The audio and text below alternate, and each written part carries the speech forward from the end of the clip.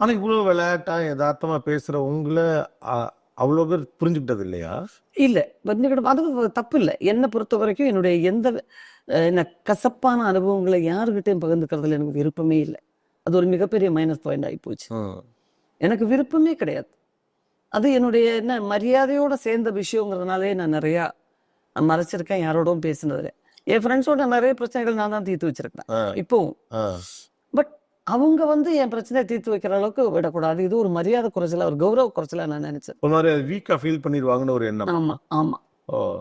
வீக்கா அவங்க வீக்கா நினைப்பாங்கன்றதுனால இவ்வளவு புத்தியெல்லாம் சொல்றாள், இவளுக்கு தெரியாதா இதுன்னு நினைச்சுப்பாங்களோ? ஆக்சுவலா எல்லாருக்கும் நல்லது கெட்டது செய்யறவங்களுக்கு ஒரு பிரச்சனை இருக்கு. உங்களுக்கு ஒரு பிரச்சனைனா அதுதான் இல்ல, நம்மளே எல்லாருக்கும் நிறைய பணம் கொடுத்துக்கிட்டே இருக்கிறவங்க 10 பைசா நம்மகிட்ட இல்லைன்னு கேட்கறதுக்கு அச்சப்படுவோம். இப்போ நேற்று வரைக்கும் நம்ம தானே கொடுத்துக்கிட்டு இருந்தோம், இப்போ நம்மகிட்ட இல்லைன்னு சொல்லி எப்படி கேட்கறது? தங்கத்தினுடைய வேல்யூ வச்சு நம்ம வந்து ரூபாயே அதை வச்சு தான் நிர்ணயம் பண்றோம். அப்படி ஒரு நாட்டில் நம்ம பிறந்திருக்கிறோம்.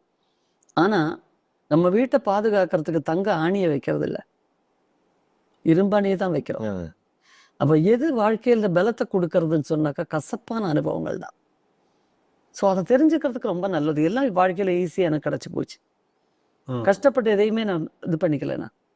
அப்போ அது தெரியணும் இல்லையா? அந்த கஷ்டம் தெரியறதுக்காக என்னை புரிய வைக்கிறதுக்கு ஒரு விஷயம் கடவுள் கொடுக்கணும் இல்லையா?